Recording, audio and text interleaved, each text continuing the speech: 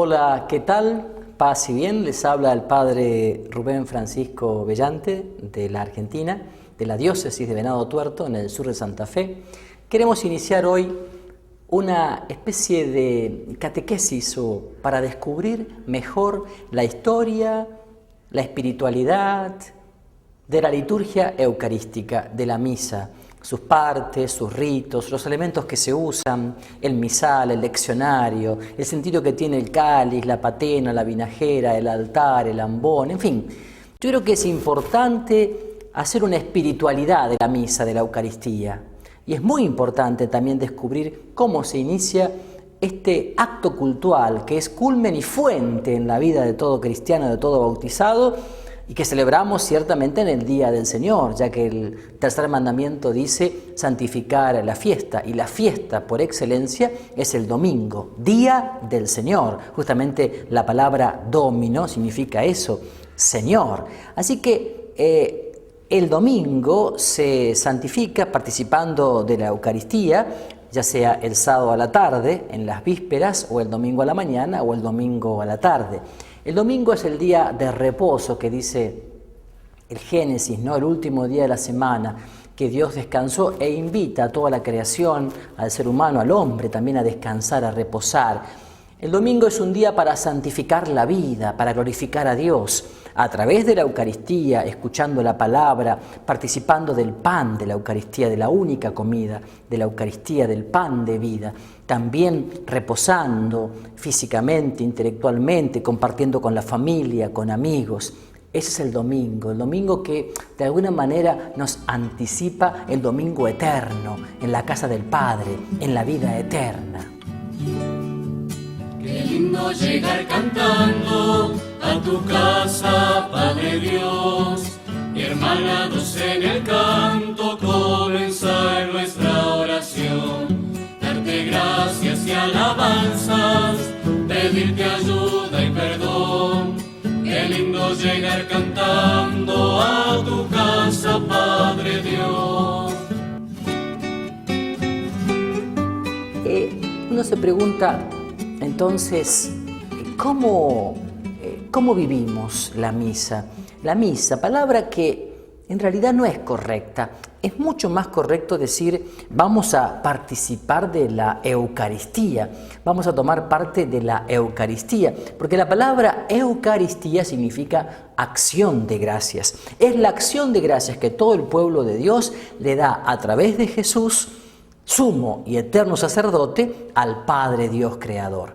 En cambio, la palabra misa viene de cuando la misa justamente se celebraba en latín. Al final de la misa, el sacerdote que presidía, o el diácono, decía ite missa est, que quería decir más o menos la misión comienza ahora. También es una palabra bonita, con mucho sentido. Misa unido a misión. Toda Eucaristía, toda misa, no es únicamente para un culto vacío, hueco. Toda misa, toda Eucaristía es para la misión, para el anuncio, para el envío, para la evangelización, para el compromiso de vida en la familia, en el hogar, en el trabajo. Toda misa, toda Eucaristía entonces es justamente para ser sal de la tierra, luz del mundo, levadura en la masa. De ahí entonces que también tenga sentido la palabra misa, enviado. Todo bautizado tiene que ser un evangelizador, un testigo de Cristo Eucaristía en el mundo, entre los pobres, enfermos, marginados, discriminados. Bueno, pero la palabra Eucaristía, acción de gracias, es mucho más significativa a la hora de hablar justamente de este centro de nuestra fe. Claro, vamos a la Eucaristía, vamos a participar de la Eucaristía. Nunca habría que decir vamos a oír misa, vamos a escuchar misa. No, cada bautizado toma parte como asamblea del único sacrificio de Cristo Jesús, sumo y eterno sacerdote. Ya lo veremos después eso. Yo sí, en esta primera parte, quiero hablar un poquito de cómo se inicia esto que hoy llamamos la misa, la Eucaristía. Bueno, cuando Jesús celebró la primer misa de la historia fue el Jueves Santo. El Jueves Santo, en la última cena, con sus amigos, con los apóstoles. La última cena ha sido la primer misa de la historia, celebrada por Jesucristo, presidida por Jesucristo, sumo y eterno sacerdote. Y ese mismo día, en la última cena, el Señor instauró el orden sagrado o sacerdocio ministerial, es decir, uno de los 7 sacramentos. Instauró el orden sagrado o sacerdocio, instituyó la Eucaristía, es decir, su presencia real en el pan y el vino, en la hostia consagrada, en el vino consagrado que es su cuerpo y que es su sangre, alma y divinidad. Además, ese día, como prolongación de la Eucaristía, nos dio el mandamiento del amor fraterno. Ámense unos a otros como yo los he amado. El amor que es justamente la palabra amor, en su etimología significa no muerte. Quiere decir que amor es vida. Entonces, como yo los he amado, es decir, el amor que significa servicio, que significa entrega, que significa involucrarse con el otro, en el nombre de Cristo Jesús. Bien, entonces, cuando Jesús, después de la última cena, vivió la pasión en el Viernes Santo y, por supuesto, la victoria de la resurrección en el Domingo de Pascua, Jesús, después de 40 días, ascendió a los cielos y después envió el Espíritu Santo en Pentecostés. Y ahí,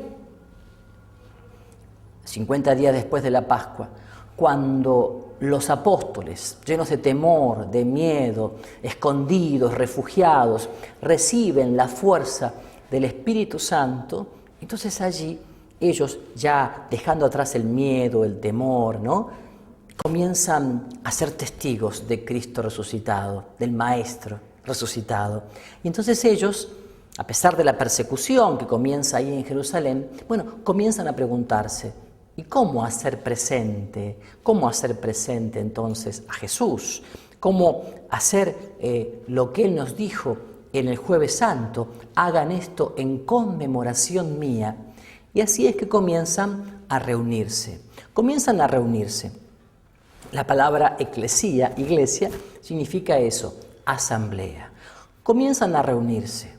Al principio lo hacían muy pequeños, muy pequeñas comunidades, porque eran pocos. Lo hacían en casa de familias, un poco a escondidas. Incluso se puede afirmar que los primeros templos han sido los hogares, las iglesias domésticas, las casas de familia. Allí se reunían algunos de los apóstoles con algunos discípulos que se iban agregando. ¿Y qué es lo que hacían? Alababan al Señor, recordaban todas las vivencias que habían tenido con Jesús, sus palabras, los signos, los prodigios que Él había hecho. Incluso después, uno de ellos, presidiendo entonces la Eucaristía, invocaba al Espíritu Santo y hacía las mismas palabras, o decía las mismas palabras que el Señor había dicho en la última cena, y hacía la consagración del pan y del vino. Y entonces comulgaban con alegría y sencillez del corazón. El libro de los Hechos de los Apóstoles, San Pablo en la carta a los Corintios, la Didaché, que es del tiempo apostólico, nos va relatando cómo vivían justamente las comunidades cristianas, que en ese entonces eran llamados los que siguen el camino, porque camino eran reconocidos los discípulos de Jesús, los seguidores del camino en el sentido de métodos, el método. Por ejemplo, las comunidades en este momento de la diáspora ya, porque por la persecución en Jerusalén habían ido al Asia Menor y muchas a Roma, donde de hecho llega Pedro a instalarse y funda de alguna manera esa iglesia de Roma y esa comunidad, esa eclesía, y llega a ser cabeza de esa comunidad. Allí se van reuniendo. ¿Y cómo lo hacían? Los sábados, al atardecer, entonces se reunían en una casa de familia bastante grande, seguramente, se reunían los cristianos, los seguidores de Jesús. ¿Y qué hacían primero? Bueno, primero compartían un ágape, es decir, una comida de amigos, una comida fraterna, con sencillez, compartiendo lo de la semana, lo que habían vivido, lo que habían sufrido. Luego de eso comenzaban a cantar cánticos e himnos inspirados.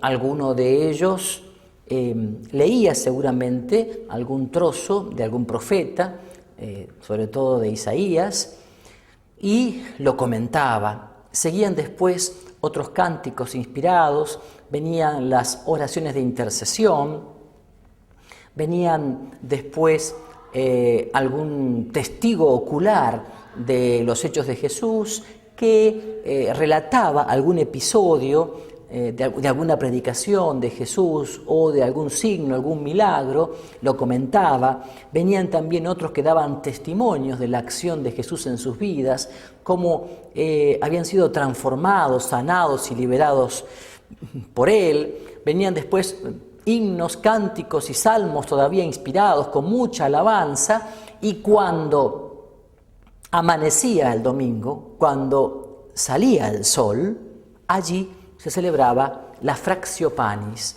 la fracción del pan, es decir, la consagración. Entonces se consagraba el pan, se consagraba el vino, se comulgaba con sencillez de corazón, y cuando ya había despuntado el amanecer del nuevo día, del domingo, día del Señor, del primer día de la semana, entonces volvían a sus casas con el corazón repleto. Y qué bueno que es esto, porque nos recuerda entonces una cosa importante. Ellos celebraban la Eucaristía cada semana sin apuro, sin prisas, ni psicológicas, ni de reloj, comenzando entonces en el atardecer o la caída del sol del sábado y prolongando toda la noche hasta el amanecer del domingo. Y volvían a sus casas con sencillez de corazón. Qué lindo, porque esto nos va recordando una cosa importante. En el fondo, nuestra misa de hoy, nuestra Eucaristía de hoy, tiene igualmente esas dos partes. El inicio con los cánticos, ¿no es cierto?, con el saludo, con el rito penitencial, que es el de pedir perdón, ¿no es cierto? Después la primera parte de la misa, llamada liturgia de la palabra, donde se lee la palabra, se la comenta, se canta los salmos, y la segunda parte de la misa, que es la liturgia de la Eucaristía. La liturgia de la Eucaristía, bueno, que como ustedes saben, es la parte importante, digamos así, trascendente, donde uno participa de la consagración del pan y del vino. Otras cosas se fueron agregando después con el correr de los años, detalles importantes que seguramente veremos en la medida en que vayamos explicando después in situ en el lugar los elementos que utilizamos en la misa para descubrir de dónde vienen, el significado que tienen, etc. Pero así en síntesis, esto es un poco la historia de la misa, ¿no? De cómo se inicia la Eucaristía, la misa. Lo hice muy sencillo, muy simple, para que ustedes se den cuenta que todo tiene su origen en el Jueves Santo, en la última cena, en la primera misa de la historia, en el momento en que el Señor entonces nos invita, nos dice: hagan esto en conmemoración mía. Y bueno, prácticamente tenemos que decir que muchos de los aspectos de la misa, de la Eucaristía, ciertamente han sido tomados de la pedagogía de nuestros hermanos mayores, los judíos. Finalmente Jesús era eso, ¿no? Era un judío piadoso. Entonces todo el tema de la liturgia de la palabra, el estilo, la manera, y de alguna manera está copiada de lo que hacen los hermanos mayores judíos en la sinagoga. No tanto la segunda parte, que es ya de originalidad propiamente cristiana. Entonces yo lo que quiero remarcar finalmente es que los primeros templos, las primeras eclesias, han sido los hogares, las casas de familia. Qué importante, hoy por hoy, en donde muchas casas de familia, muchos hogares de bautizados católicos son cualquier cosa, un hotel, una pensión u otra cosa, menos un templo. Qué importante que descubrir entonces que un hogar, una casa, está santificado también por la gracia de Dios, que hasta la conversión de Constantino, en el siglo III, casi siglo IV, cuando termina la persecución de los cristianos, que fue tremenda, en algunos casos sangrienta, recién ahí se comienzan a construir los templos, las iglesias, las basílicas, etc., y se comienza a reunir ya la multitud mayor en número en esos grandes templos. Pero hasta ese momento prácticamente los lugares de culto, de reunión, eran prácticamente, en muchos casos, las casas de familia, los hogares. Bueno, entonces, de esta manera vamos redondeando un poco lo que puede llamarse la base histórica, por decir así, sustentada ciertamente en la palabra de Dios, en la tradición, en el magisterio, ¿no? Sustentada, digo, en la palabra de Dios, en la Biblia, en la tradición y en el magisterio. Recordemos que nosotros, los cristianos católicos, tenemos como un trípode. Ese trípode es que basamos y asentamos nuestra fe en la palabra de Dios, la Biblia, en el magisterio. ¿Qué significa magisterio? ¿Cómo se enseñó ese texto o esos textos bíblicos desde el inicio? ¿Cómo se predicó ese texto? En los apóstoles, etc. Y en la tradición, con mayúscula la palabra tradición, en latín tradere, aquello que me ha sido dado, que quiere decir cómo se vivió en las primeras comunidades cristianas después de la ascensión de Jesús, ese texto o esos textos bíblicos. Entonces nosotros tenemos, los cristianos católicos, la palabra, la revelación, el magisterio y la tradición. Y siempre tenemos que ir con este trípode, caminando con estas tres patas, llevando adelante nuestra fe, nuestro crecimiento personal, familiar y comunitario. También en este aspecto de la Eucaristía, de la misa. No es un invento de los hombres, es un regalo de Jesús, es un don de Jesús. Otra cosa distinta es cómo la vivimos nosotros. A veces, que la vivimos como un rito hueco, vacío, superficial, como una cosa de cumplimiento, cumplo y miento, es otra cosa.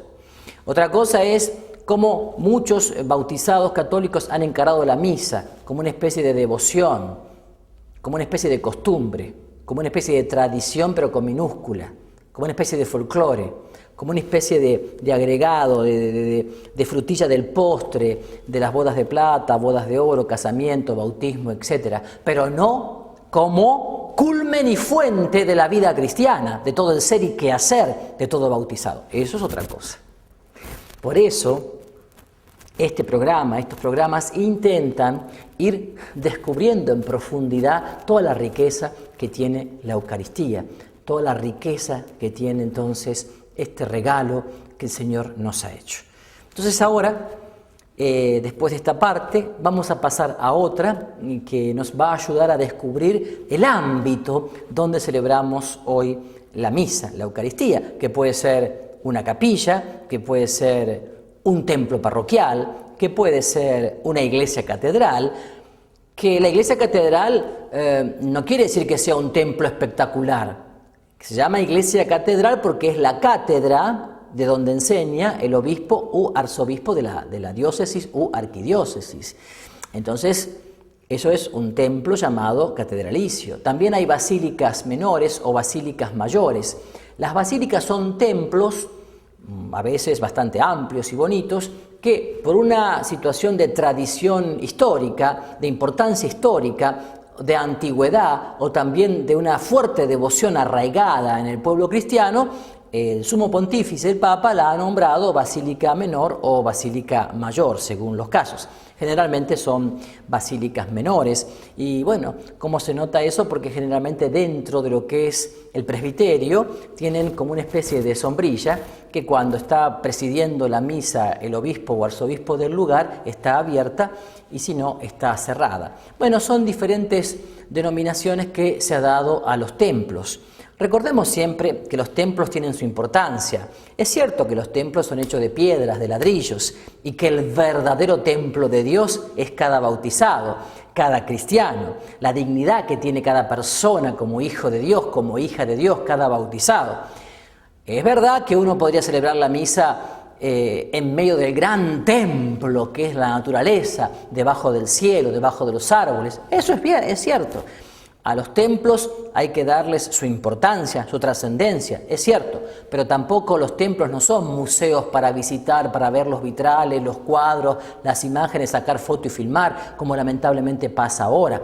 Un templo, una basílica, una catedral no es un museo para visitar, es el ámbito donde la asamblea, es decir, el pueblo de Dios, alaba y bendice al Señor, y donde cada bautizado se encuentra en lo íntimo de su corazón con Dios Padre y con Jesús, especialmente en la presencia del Sagrario, del Santísimo, que se descubre en cada templo, o en cada capilla, o en cada templo parroquial, o en cada basílica, o en cada iglesia catedral, se descubre por esa luz roja en un lugar central, bien central, para significar que lo más importante del templo, del lugar, es esa presencia viva de Cristo Eucaristía en el sagrario, en el tabernáculo. Entonces, evidentemente, eso es lo primero que tenemos que hacer cuando entramos a un templo, ir directamente al Santísimo, al sagrario, saludar al maestro, al dueño de casa.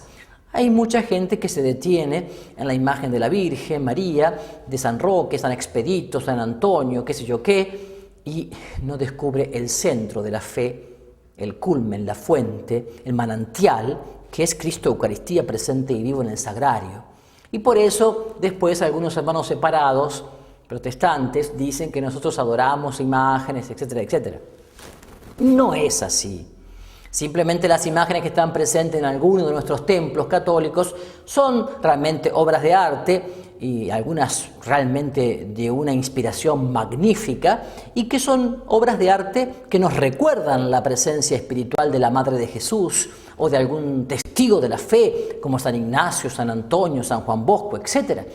Pero de ninguna manera le damos importancia a las imágenes que pueden ser de madera tallada o de yeso o de piedra, sino simplemente que esas imágenes son o nos traen la presencia espiritual. Entonces, recordemos siempre, hay un templo que tenemos que alabar sin lugar a dudas, y es el templo de cada ser humano, donde habita Dios, inhabita por el Espíritu Santo, donde habita el Dios uno y trino, Padre, Hijo y Espíritu Santo.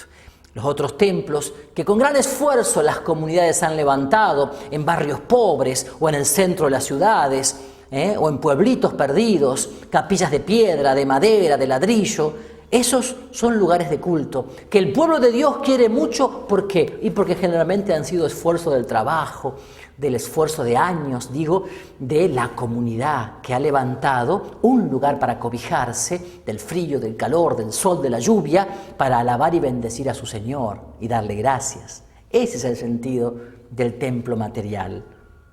Pero ningún sentido es tan fuerte como el templo espiritual, que es cada ser humano, cada persona.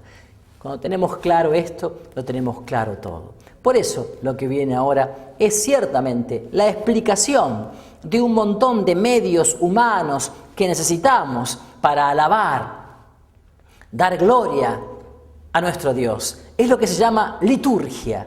Liturgia es eso, leiton ergon, es decir, todos los gestos, signos que hacemos para darle culto y alabanza a nuestro Dios. Por eso necesitamos bancos, bancas, y mesa, y piedra, y silla, y sagrario, y copas, y vasos. Por eso, porque le queremos dar, y como somos humanos necesitamos signos sensibles y visibles, queremos darle gloria y alabanza a nuestro Dios. Y por eso necesitamos también imágenes, la iluminación, en fin, la calefacción, esos detalles que hacen de nuestra vida de peregrinos también algo necesario, pero sin perder de vista qué es lo más importante, y que es un culto hecho en espíritu y en verdad. Un culto a Dios hecho en espíritu y en verdad. Si está claro todo esto, lo demás va a ocupar su lugar, su sentido, su significado, su porqué y su para qué. Entonces, que el Señor nos abra el corazón, nos abra el cráneo, para que humildemente, seguramente con muchas falencias, con algunas cosas que me voy a olvidar, en fin, pero nos haga conocer un poco más esta vivencia de la misa de la Eucaristía. Paz y bien para todos. Qué lindo llegar cantando a tu casa, Padre Dios, y hermanados en el canto comenzar nuestra oración. Darte gracias y alabanzas, pedirte ayuda y perdón. Qué lindo llegar cantando a tu casa, Padre Dios.